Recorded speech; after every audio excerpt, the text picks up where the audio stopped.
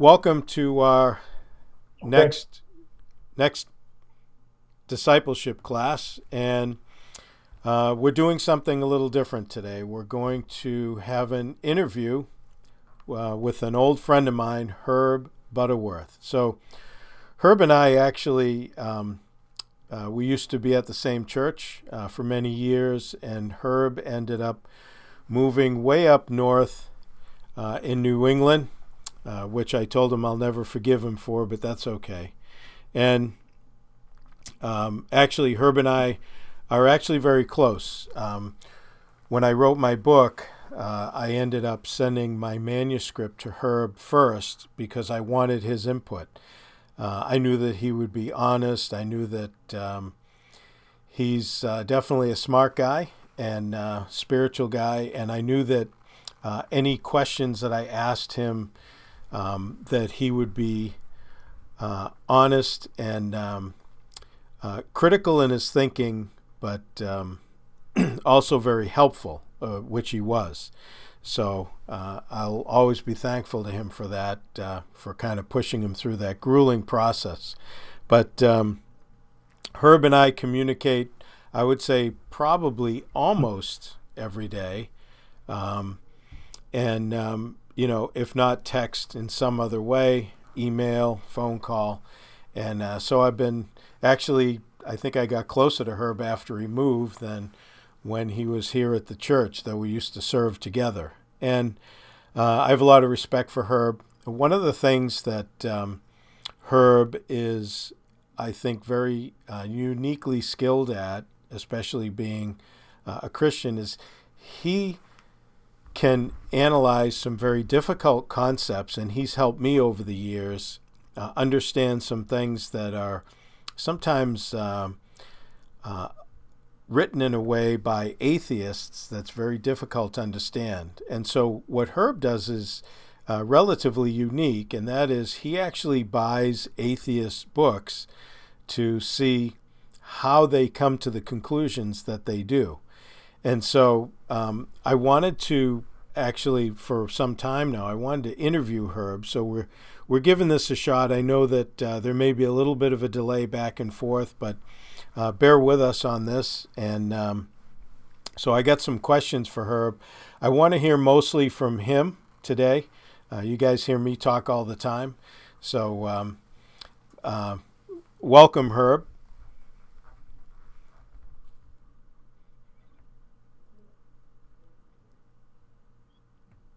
Thank you. And so the first question I would like to ask is, can you tell us how you came to your faith in Christ initially?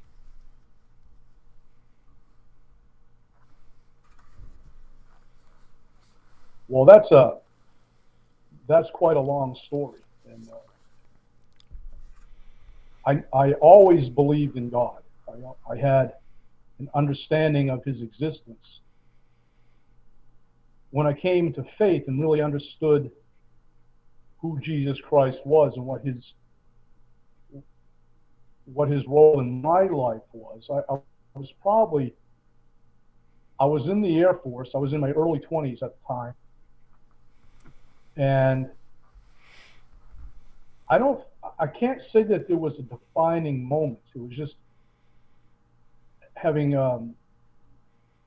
read some interesting things, and believe it or not, it was kind of unusual, hard to explain, but it was actually reading Stephen Hawking that brought me to that wow moment.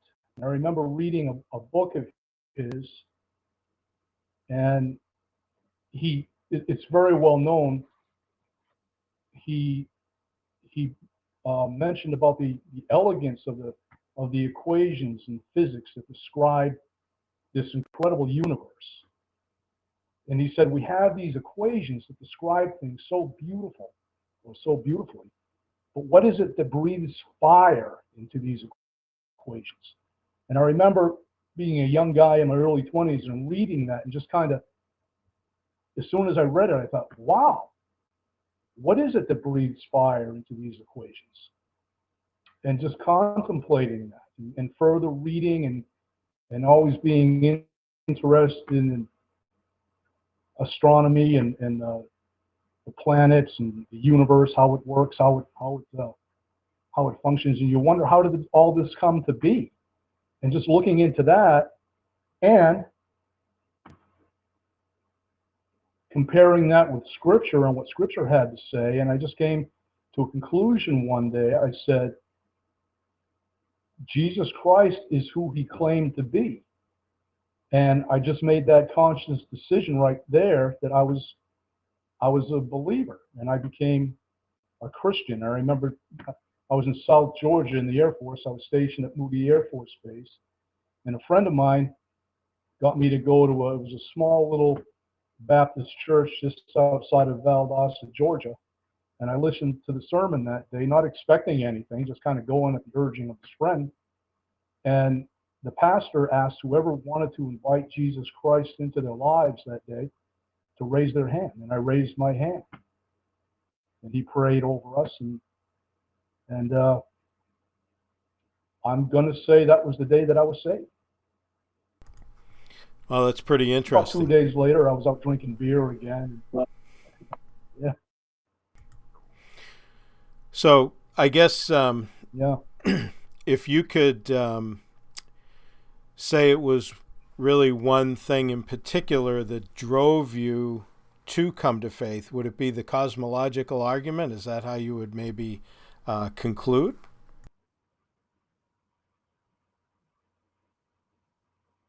Well, it's not all, you can't just say it's one particular thing, but teleology in general, I would say, is had a big role in my conclusion.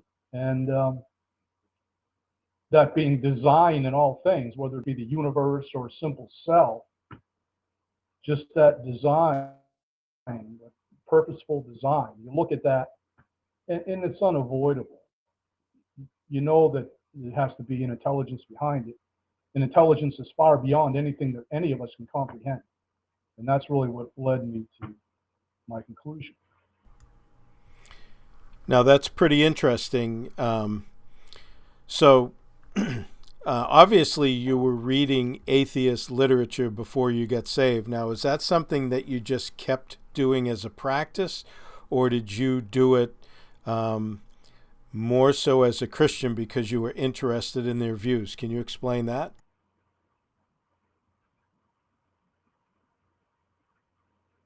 I became more interested in atheist literature after I was saved. And the reason being is because I didn't want to just read all Christian literature and say I came to my conclusions because of that. I wanted to get both sides. I remember thinking, I was probably in my late teens, and I remember thinking, I'm not going to just say that I believe in God because everybody else does. I was raised a Catholic, and we went to church on Sundays and until we were old enough to duck out. And I remember thinking, I don't know if I really believe. I don't doubt the existence of God, but I had no real solid basis for believing him, other than that that's what I was taught, and that's what I should believe. And I just remember thinking, I need to know. And I wanted to hear what Christians had to say, and I wanted to hear what atheists had to say. And anybody else, I was interested in their input as well. So from that point on, I was reading both sides of the issue. I wanted to come to a real solid conclusion. So I continue to do so today. I want to know what they're talking about, how they're thinking, why they come to the conclusions that they come to, if that makes any sense.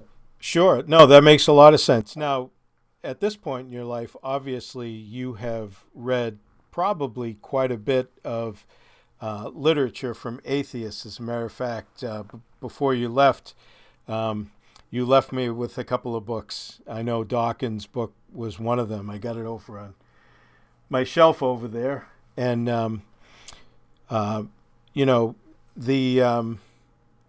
I guess the question is, after reading even more extensively on atheist views of why God doesn't exist, or whatever arguments that they develop.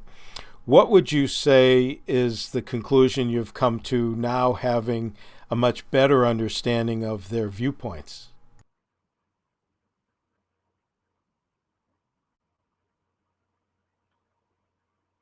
Well, I understand their viewpoints, and they look at it in a very scientific way. They, well, I say they look at it in a very scientific way, but it's really not a scientific way.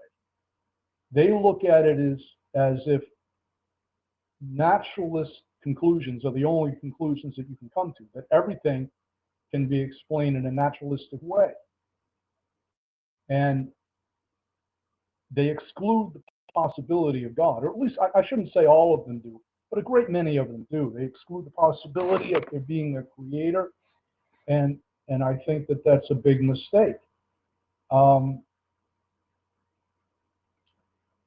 if you're truly using the scientific method, you cannot rule out any possibility. And certainly, when you look at things and how they play out, I mean, let's look at the origin of life, for example. They rule out any possibility of there being any divine intervention in something like that. There's no explanation, or even close to being an explanation, as to how this occurred, or how the universe is so finely tuned. It defies any logic that is just a purely naturalistic, coincidental kind of thing. And I just think that they miss so much. And I listened to their explanations of how these things could have happened, and they freely admit that they don't know, but they feel like time will tell. Further investigation will unveil how these things could have occurred. But I don't agree. I think there has to be divine intervention. Origin, something from nothing. I mean, draw your own conclusion there. So, as you've gone through the different atheist literature, um, who do you think, out of all of the people that you've read, are the most, who would you say is the most difficult to, I guess, who develops the best argument as an atheist? I guess let's ask the question like that.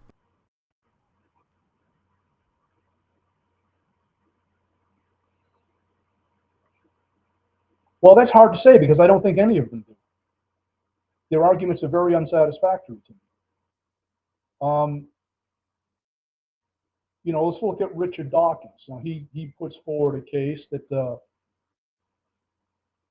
evolution explains everything, and evolution is absolutely true. And he'll say that it's not even a theory, really. I mean, they have so much evidence to back up evolution that it's an absolute fact. He'll state it as a fact.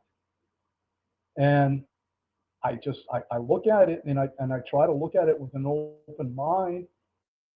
And in fact, I used to, when I was in school, grade school, high school, I believed in evolution. That's what we were taught. It made sense.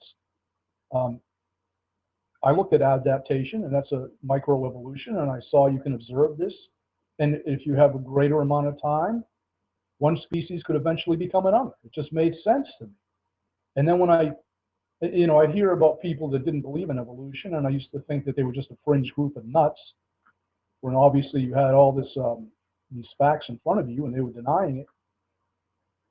And then when I began to learn of different aspects of it, like the differentiation between microevolution, adaptation, and macroevolution, and I studied that more, read more about it, I realized, wow, they have a real case here. And I looked into it further and would read more about it.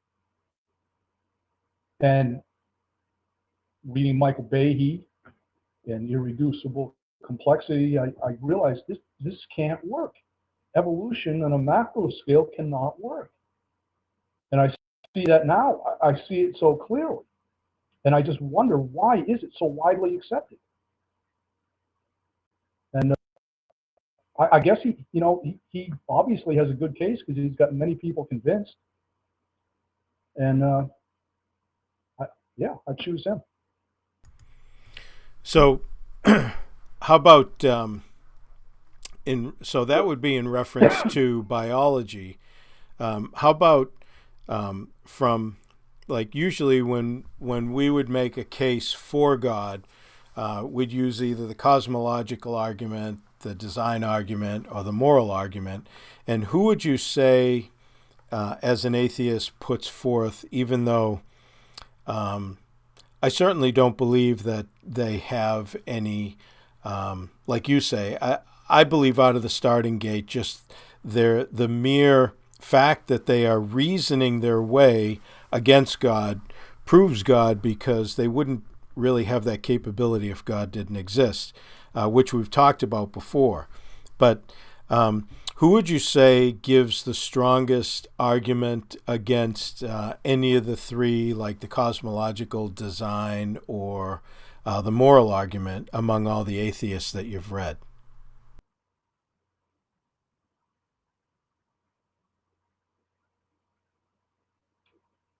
Again, that's a difficult one because I don't agree with any of them. I'll tell you one thing. Stephen, I think it was his last book, Grand Design. I remember buying that book. I don't know how long ago it was, maybe 10 years ago or so. And I remember buying that book, and I said, okay, I knew Stephen Hawking. I've read pretty much all of his stuff before, and I admired him as a scientist. The guy was a brilliant man. There's no way around it. And I got his book, and I said, okay, this is going to challenge me. And I read the book, and at the end of it, I kept waiting for something during the whole book. I thought, okay, he's going to say something here profound, and I'm going to have to deal with this. It never happened. I got to the point where his famous line that I think John Lennox made it very famous when he said, what was the quote now? It was, because we have such a law as gravity, the universe can and will create itself. And I thought, what in the world is that all about? Gravity is a thing. Gravity is the function of matter. What is he talking about? Something from nothing, but there's something? I don't know what to say about it. And then Lawrence Krauss, he's a big something from nothing guy, and I listened to him, and I read a couple of his books, and it's just like round and round nonsense. And I really try, Scott. I try to understand what they're saying, and I try to make sense of it. I don't want to just be someone who just doesn't believe what they say. I want to understand what they're saying. Can you make a logical argument? And I just get this nonsense from brilliant men that are intellectually vastly my superior. But I know nonsense when I hear it. And it's just ridiculous. Yeah, Norm Geisler used to say, that everybody has a baloney meter, and you can always tell, right? Yeah. Oh, yeah. Yeah. Again, John Lennox famously said, when dribble comes from the mouth of even a brilliant scientist, it's still dribble. Yeah, and I think that's probably one of the difficulties, at least I find, with trying to rebut atheists is really, where do you start? In other words, it's easy to get into a back and forth on the cosmological argument. The universe had to have a beginning, so it needs a beginner. I mean, that's self-evident. That's working from effect back to cause. That's everything that we know in the scientific method and the law of causality, that they also understand that you can't have an effect without a cause. So the only way to get back to a universe that is such as we have right now is to have, a cause that is, spaceless, timeless, immaterial, intelligent, powerful, moral. All the listings that we do, and same thing with design. I mean, you need a designer. There is a moral law. Everybody has that moral law sense, so there has to be a moral law giver. It's not that everybody just kind of decided that they feel the same things are right and wrong and all that. So the difficulty for me, and I want to hear your input on this, the difficulty for me is, okay, how do I find a place to start? Now, in my, we've talked about it a little bit, and I actually sent it to you. The next presentation I'm going to do on atheism, and that presentation is really my attempt to get to the place that I have struggled to get to, because as opposed to just going back and forth on this evidence or that evidence in a particular area, I think that the fundamental problem is giving atheism even the opportunity to develop their argument, because in that argument development is actually the evidence for God, because unless God exists, they can't do what they're doing. They can't think, they can't reason, they can't have all these non-material aspects of their being that are being utilized the way they are. So in a sense, they have to be in a theistic framework in order to argue against theism, or, like Norm Geisler used to say, for the law of non-contradiction, by trying to come against or to deny the law of non-contradiction, you have to use it to deny it. So basically, in denying it, you affirm it. And I think that when an atheist tries to affirm a position of atheism in any, whether they're, atheist, agnostic, non-theist, anything that questions the fact that God exists at all, by the mere fact of their reasoning process, are dispelling their position and eliminating it, because they're basically sawing the tree limb that they're out on the edge of. They're sawing themselves off because they can't have those functioning methods within them, because none of that can be the product of biological evolution. They want too many things to develop that are non-material from material, and that's not even starting at the place where you're talking about abiogenesis, because now you have, if I could put a rock in this hand and a person in this hand and say, okay, give me enough time and I can make this rock this person, that doesn't work. And we know that that's not going to happen anywhere, and they know that, but yet somehow they just allow the connection points based on belief alone without evidence. And I guess that's what I find most difficult, is where to start in the rebuttal of the views to help them understand, and an audience understand, that they're not only that their views do not conclude the way they think they do, but their starting point is a failure right out of the gate. So what do you think?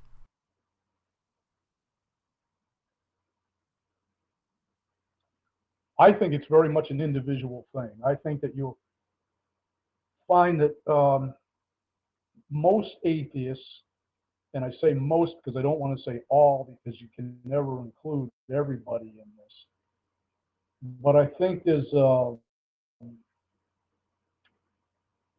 another motive for being an atheist rather than just a lack of belief in God. I think a lot of times it's more anger towards God than it is a lack of belief. I think that sometimes they've had things happen in their lives. I mean, there's horrible things that happen. There are very good people. I mean, Christian people. They go to church and they live their lives according to Scripture, and all of a sudden they find themselves with a sick child, a dying child. The child might die. I think it's a horrible thing. It's probably the worst thing that can happen to a person in life is to watch their child suffer and die right before them. They can't do anything about it, and they get angry, and they would say, "Don't tell me that God is good. Don't tell me that He's loving and compassionate. Not after what I've been through. Not after what He's done in my life." And I think that might be more of the basis for atheism. Things like that drive people away. That's when it's difficult to go to a person and tell them of the God that loves them and cares about them and wants only good things for them. And that's true. And I believe that that's true. That's where the difficulty is, though. That's where faith comes in. That's the challenge, is meeting people like that. As far as Richard Dawkins say, I don't know what his motivation is. I sense, just in reading him, I could feel the venom on the pages, that a hatred towards God. This wasn't somebody who just didn't believe in God. And you believe in God? Well, that's your choice. Okay, but I don't believe in God. It wasn't like that. There was anger. And there always is that underlying anger. Something's happened in their lives. A lot of times you don't get to that. But as far as a starting point that you're talking about, I don't know. I don't know where you would start. I guess you have to let the person talk, and then you develop some kind of rapport, and just go where the Spirit leads, and deal with it as it comes. But I know what you're talking about. I mean, these things, we were talking about the other day, brain and mind. They're two very different things. Mind came from a cloud of dust somewhere. I don't know. They're talking about intelligence coming from non-intelligence, life coming from non-life. I don't understand. They can't explain it. I certainly can't explain it. But it certainly speaks to me of divine intervention. And does that answer? Does that help at all? Yeah, no, it does help. And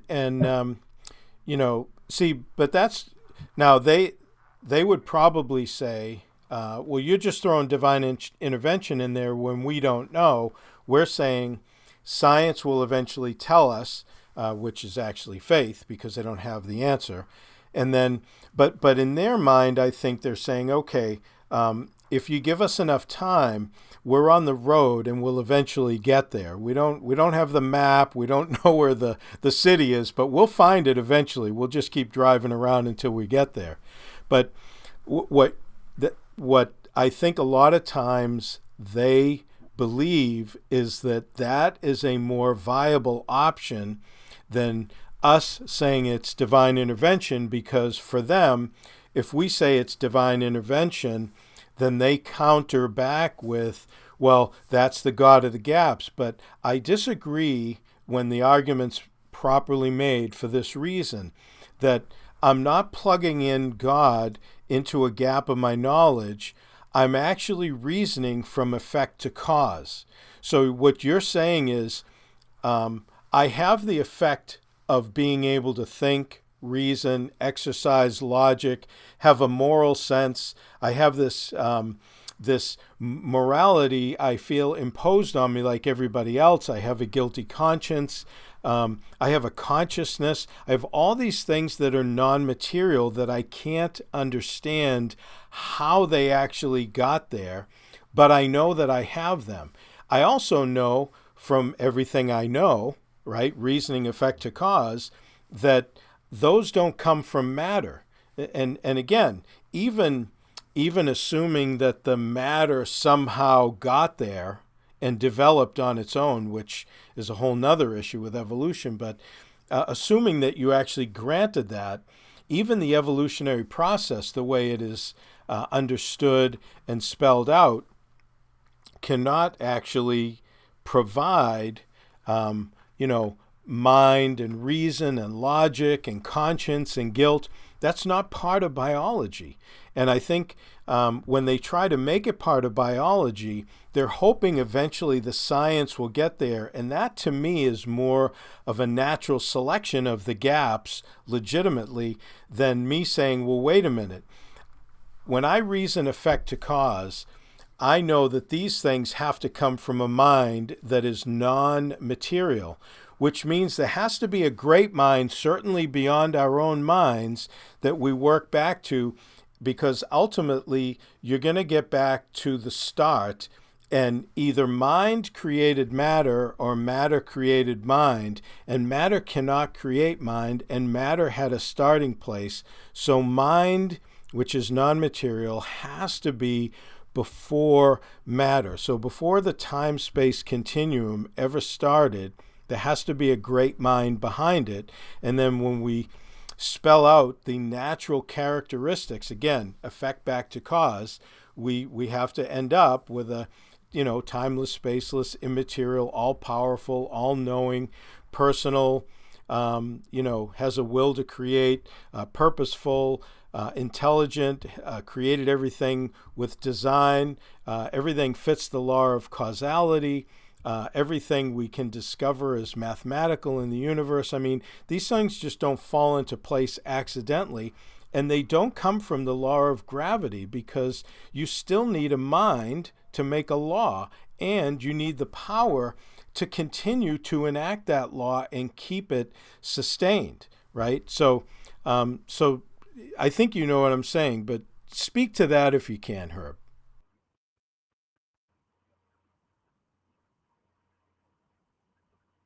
Well, I think that what you're saying to me, I follow you. I understand what you're saying, and I don't understand how anybody can object to this. Yet, yet they do. And you just the way the thought process is. I mean, we listened to I don't know, a week or two ago, there was a video of an atheist, Daniel Dennett, and I was listening to him, and he was talking about how consciousness is an illusion. We don't really have any consciousness. It's just all, I don't know, the way that atoms are floating around in our heads or whatever, and we don't have any free will. Free will is an illusion. Things just happen. Well, I don't think that even needs to be addressed. I mean, of course that's not right. If consciousness was an illusion, then what, are we all having hallucinations? How can we come to any conclusions about anything? And our free will, he says we don't have that. And I found this interesting. He talked about how free will is an illusion. And then he went on further in his discussion to say how we all have responsibility in our lives. And I immediately almost fell out of my chair. How can we possibly have responsibility if free will is an illusion? We don't have any decisions in this. We're not responsible for anything. If we have free will, yes, then we're responsible for our decisions, and we have to think about what's best in our lives and for others around us. We have that responsibility, but not without free will. And he's arguing against himself, if you know what I mean. And as far as a mind, there's no. I mean, we have, as far as evolution is concerned, we have physical things, physical attributes, things that develop, organs in our bodies, eyes, ears, nose, throat, et cetera, that they say developed over time, and that can all be debunked. That's just, it can't happen. But beyond that, that's nothing compared to a Beethoven or a Mozart, or along those lines, any art or anything like that. How can that possibly be evolved over time from an unintelligent source, from a dust cloud or whatever you have, the singularity at the beginning of the universe, whatever they want to call it. How can you get something intelligent from non-intelligent? How can you get life from the non-living? It's, to me, it really is, it's madness. And it's a complete denial of what we observe in life. We go back to the cosmological argument. We look at the fine-tuning of the universe, and I don't think that most people, I think the great number of people, don't have any understanding of how finely tuned this universe is. I mean, to the degree that, if you want to call it the Big Bang, from that point on, whatever matter was in the universe at that time, if we had the smallest amount added to that, our universe would have collapsed upon itself, and no life could have developed. If we had just the slightest bit less, our universe would have expanded too quickly for anything to have ever developed. Planets, stars, certainly not life, were that finely tuned. And I hear things against that. I mean, it's just incredible. And I don't know if you've ever heard the puddle argument or not, but the puddle argument states that, well, the universe is finely tuned to a precision for life, but that's only because life developed within those parameters. And whatever the parameters were, life would have developed to that. Suppose we had a silicone-based life instead of a carbon-based life. It would have looked completely different. And we would have said, oh, look how it's fine-tuned for our silicone-based life forms. To me, that's just grasping at straws. They accuse a Christian of God of the gaps, and they make it out. I think they're developing a straw man here, where they say that Christians are against science. They say God did it, leave it alone. That's completely untrue. Science is not against Christianity, and Christianity is not against science. The two are very compatible. Christians are just leaving the possibility that the answer is this was from God. God started all of this. It's his process. He's the creator. And they're more or less denying that as even a possibility. At least some of them. They won't even consider it. I don't know what to say to them. I think it's ridiculous, and I think that they're a lot and make false accusations, and they come up with, to me, what are just crazy ideas, and all in the name of atheism, naturalism. Well, I think that, you mentioned the puddle argument. I mean, my question back would be, well, what evidence do you have for that? And, that they have the same evidence for the puddle argument that they have for the multiverse, and that they have for any number of speculations that they would like to have happen so that they don't have to deal with an absolute beginning or with God. But they're all, like you say, they're just speculations, and it really gets into a form of madness where all you do is you keep sidestepping the issue. You're shoveling a hole, and instead of making a bunch of different holes, you're just taking the dirt from the first hole and you're putting it back in the second hole and moving it to the next. In other words, you're not really getting anywhere. You're just moving the dirt, and all they're doing is moving the argument, one leg over. You know what I'm saying?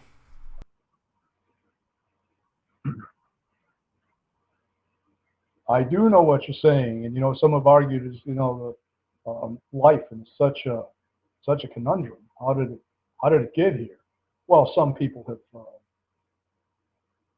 the panspermia came from another galaxy somewhere. What is that doing? You're just putting the problem off to another galaxy or another universe or whatever they want to, whatever they want to say. I mean, it just keeps. It's circular. It just keeps going round and round. You got to come to a conclusion somewhere. I don't know. I just think that they're being irrational. And these are, when I say this, I say that they're being irrational. I truly do believe that. And, it's not a theism versus atheism is not a function of intelligence. There's very intelligent atheists and there's very intelligent Christians. And I think it's something that's aside from that. It's something that's in the heart. It's in a willingness to accept that there is something greater than you. Yeah. And myself. Yeah, and Herb, you made an interesting comparison that a lot of times, as opposed to trying to understand how Christianity relates to anything scientific, they create this false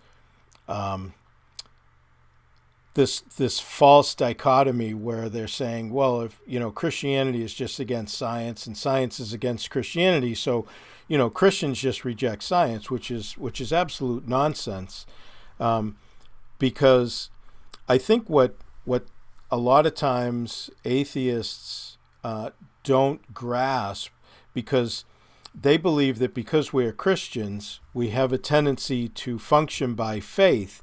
And to them, faith means believing something without any evidence. Maybe they've watched a lot of Hollywood movies and they think faith is just a blind leap.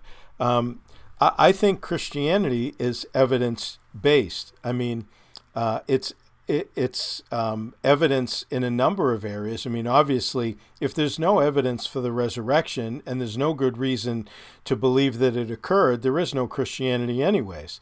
I mean, we can get into manuscript discussion for New Testament manuscripts in comparison with everything else in the ancient world, how it completely dwarfs the next best thing in Homer or anything like that by accuracy and volume and everything else. But, everything in Christianity, to me, is evidence-based.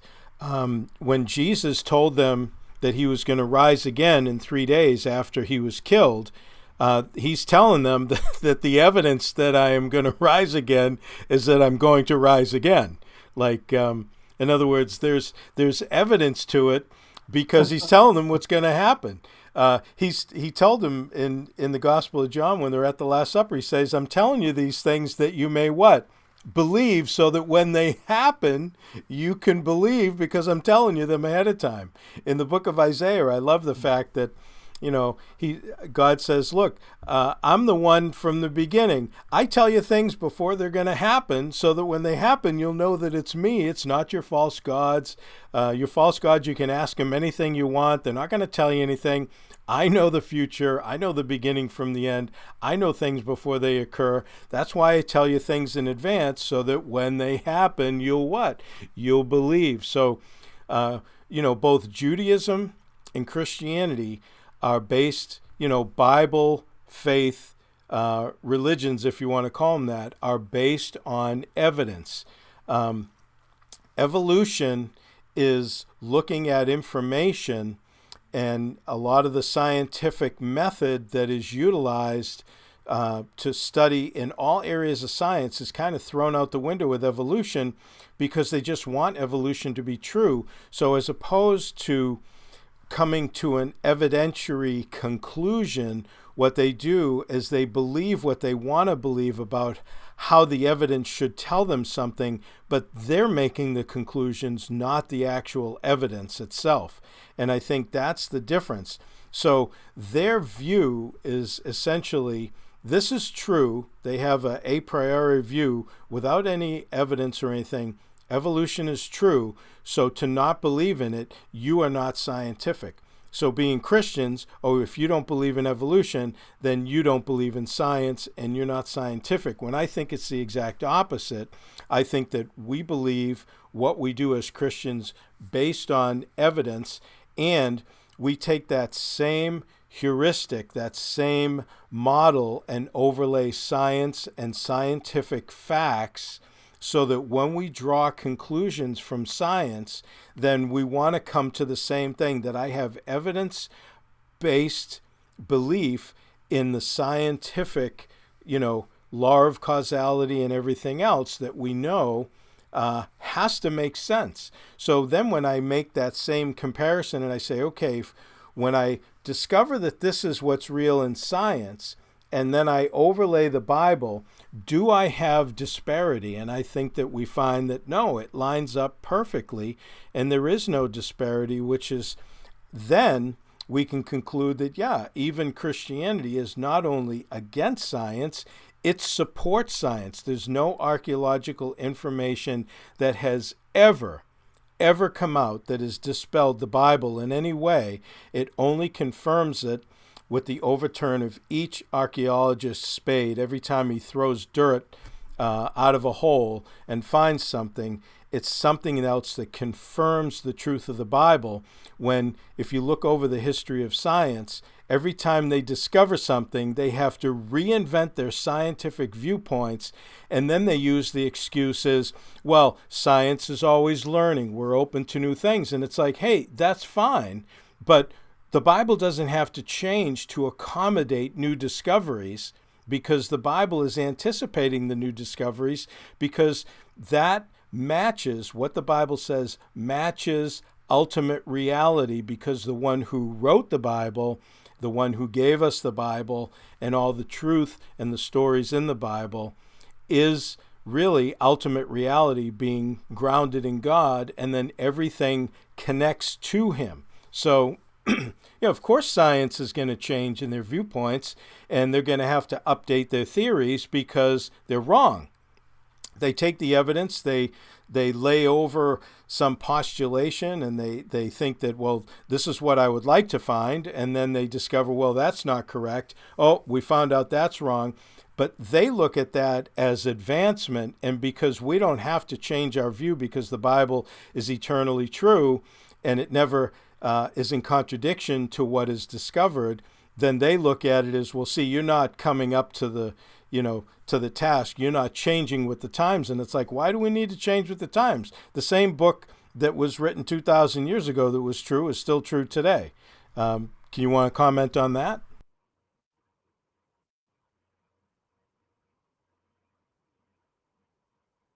Well, I think what you're saying is absolutely true, and I think it's critical that we understand, that people understand in general, that Christianity is evidence-based. You hear sometimes, and some people will say, well, you're a Christian because you're afraid of death. You have no evidence for this. You just believe in God where there's no evidence for God. You believe in it because you're going to die and you're going to go to heaven, and there's going to be unicorns and rainbows and candy canes. And I understand that they think that, but as a young man in my early 20s, I made up my mind I was not going to be like that. I remember thinking, I thought, well, if there's no God, it really doesn't matter to me at that point, because I'm going to be dead and I won't think much about it. I'm not going to be in my grave saying, oh, now I'm dead. I can't do anything. I'm dead. It's not going to be like that. I wanted to get to the truth. I was determined to get to the truth. And I read all kinds of different things, and I put a lot into it. And I listened to everything that people had to say, and I gathered the evidence for God, evidence against God. I remember thinking about the evil in the world, and could a good God allow this to happen, and addressing that. And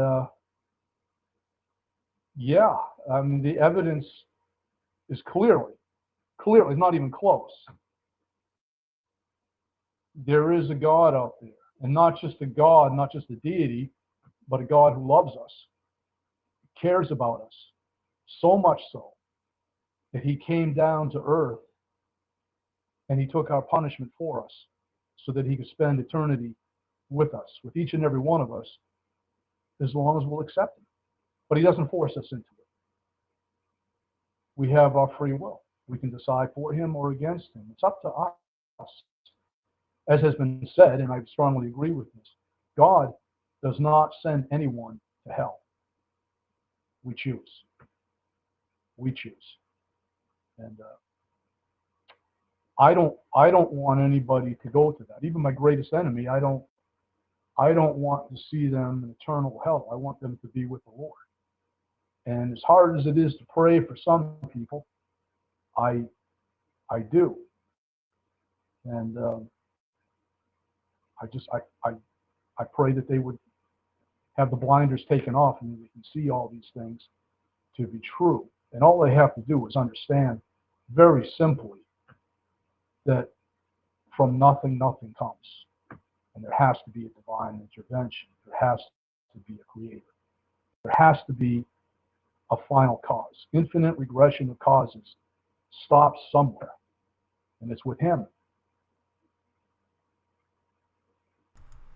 No, I completely agree with you. And I would love to see Richard Dawkins get saved. He's made some very harsh and crass statements against Christians, against God. I'd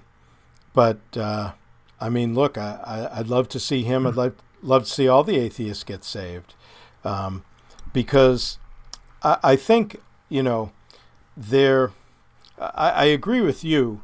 They're too smart, and many of them far too educated to realize that the logic that they're putting forward actually makes sense. I've listened to Dawkins, Sam Harris, Daniel Dennett, some of these other guys of note, and they all do the same thing, though. They all have a tendency to make a point, criticize Christianity, usually developing a straw man argument, but they just move on, assuming that within their atheistic worldview, that it's something more to be discussed than is a required reality. In other words, if atheism is actually true, as they develop all their arguments and make all these connections and talk about morality and ethics and, right and wrong thinking and all this stuff, and as they're talking about free will, how, many of them making the case that, well, there really is no free will. Dawkins is, you're dancing to your DNA. Sam Harris and Daniel Dennett. Daniel Dennett is telling us about free will, that it's just playing tricks on your mind. We get all this deception going on, and all this this limitation to our own freedom, yet they seem free enough to develop some pretty interesting arguments for having no free will. It reminds me of when when Norm Gleiser one time said, he goes, you never see anybody marching on campus against freedom.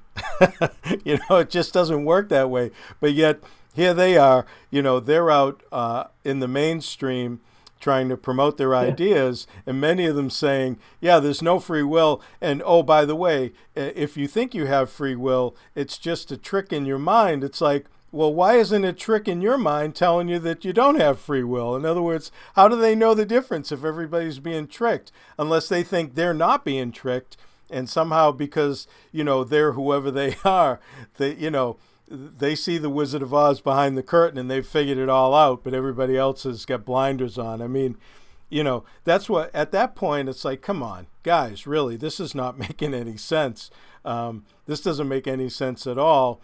Not only are you, you're failing your own philosophical conclusions. In other words, your own claim can't meet its own standard, but you're talking as though certain things are true without any evidence or justification, then coming to all your conclusions and mocking Christians for believing what they believe, yet all their beliefs are based on evidence that they find. It's just, it stymies me sometimes, but, I'll give you the last word, Herb, since, we're coming up close to an hour here.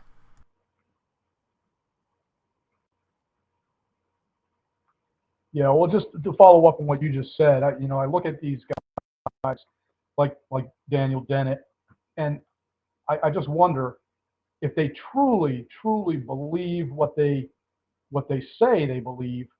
How can they even get out of bed in the morning? What's the point? Why bother? There's no point to their lives. So the thing is that they I don't think that they deep down believe what they're saying is true. Well, I certainly believe that deep down inside they know two things. Number one, they're uncomfortable enough that they have to keep dealing with the issue to try to suppress whatever is bothering them in their conscience. And number two, they know that it's a good moneymaker because a lot of them are making a great living off a God who they don't believe exists.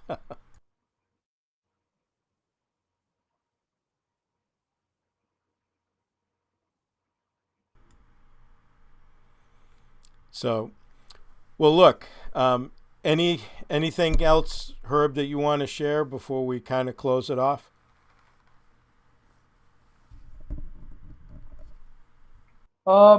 No, that's about it. That's more talking than I've done in quite a long time.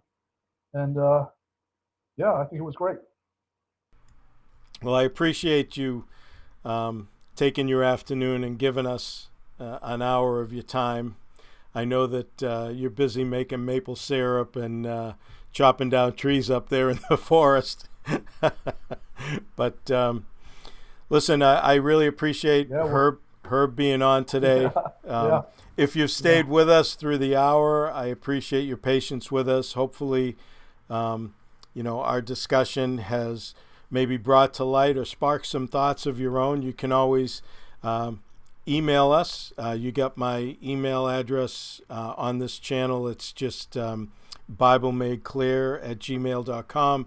You can send me an email. If you have an email question for Herb, I'll forward it on to him. And, until next week and our next class, may God richly bless you as you continue to study his word.